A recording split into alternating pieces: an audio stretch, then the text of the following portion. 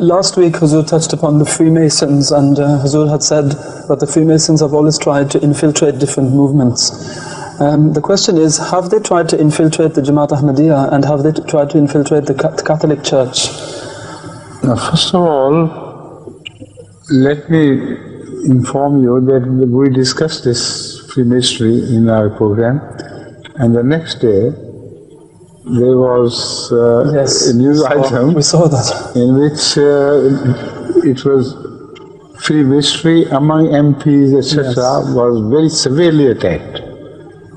And the commission was demanded that they should pinpoint who among your police officers and MPs, etc., are Freemasons. So it was strange, it was ordained by God that whatever I said on television was proved to be right the very next day. Now, as far as their infiltration is concerned, except for Jamaat Ahmadiyya, no organization in the entire world is free from their infiltration. None whatsoever. They are so much, they have infiltrated Saudian life and other Middle Eastern countries, officials, etc., and intellectuals, so much that one Arab told me, who knew it directly from his own personal observation. He said, today it is not possible at all to say with any certainty that that minister or that member of parliament or that intellectual or professor is not a Freemason. Almost all have become Freemasons. So the Freemasonry has got its clutches deep into the life of the whole world. Why not Ahmadiyya? Because Hazrat Masih Maud was bestowed a revelation from Allah before Freemasonry was known to the world. He said, Freemason musallat nahi kiye jayenge. That on you or your Ahmadiyya, Freemasons shall not be imposed. That is to say, it was a glad tiding that as far as Ahmadiyya Jamaat is concerned, Freemasons will have no hold over them, and their attempts will be repelled successfully. Now this I found directly during my experience as the head of the Indian community. Many a time Freemasons approached me under different guise, and many a time they approached Hazrat Khalifa, my predecessor as well. Every time they were detected. And surprisingly in my case, some people who were Freemasons who attempted to infiltrate and come closer to me and our organization. And then I discovered that there was a Freemason among Ahmadiyyas who by mistake had become Freemason and could not detach himself from Freemasonry again. He told me that, look here, beware of that man, he's Freemason. I said, how do you know? He said, forgive me, but I'm also a Freemason. So I know that he is. And this has happened more than once. So many times Allah had so ordained that one of the most important persons, whom I don't want to name, who had very high position in his medical profession and highly respected by Ahmadiyya Jamaat everywhere, once he had to confess to me that he had become a Freemason by mistake, and this is what they are doing to him, and it has become impossible for him to be dissociated from Freemasons anymore. But he said, pray for me, and I'm confessing this. Now I know the inner secrets, but I cannot tell you because I'm bound by oaths. Moreover, they have a means of knowing somehow that some secrets are revealed, and they always kill such a person. So this is my personal experience that attempts have been made to infiltrate into Ahmadiyya, but they have been completely routed by Allah's decree. That happened also in Holland. A Freemason approached us through an Ahmadi, and during the meeting, the answers I gave to his questions, was so strongly dampening that at the end he confessed he was a Freemason and he had nothing to do with us. He left at that, and I never saw his face again. So it is not because of any cleverness on our part.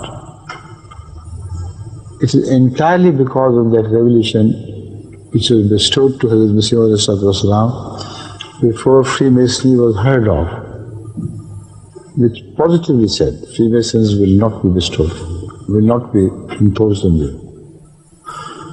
Got it?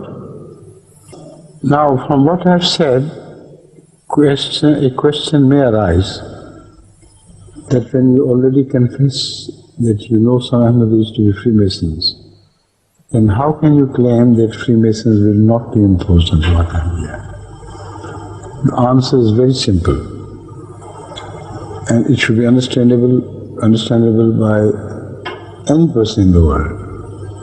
First of all, none of these Ahmadis, which are mentioned as Freemasons, held any office, even the lowest in the Jamaat. Though some were highly respected, as I've already mentioned, but none had ever held any office in the Jamaat. Their manner, their style was such that the fear of Allah in the Jamaat was repellent against them. And the Jamaat, when it came to voting, they just could not vote for such people. And there is no exception to this. Secondly, the doctor which I mentioned, he was selected by Freemasonry not as an Ahmadi, because he held some influence in the highly intellectual medical community in the city where he lived. So he was chosen as such and approached as such. His Ahmadiyyat or non-Ahmadiyyat was just not an issue to be discussed. The thirdly, which is most important point, is that the Freemasons can only influence such people or such communities which are not God-fearing. Those who make decisions on the exigency of the time, anything which helps them, which is advantageous to them, they make their decision depending on something which would be of advantage to them themselves. Such people are given no office in the Jamaat at all. And the Jamaat runs on taqwa, fear of Allah.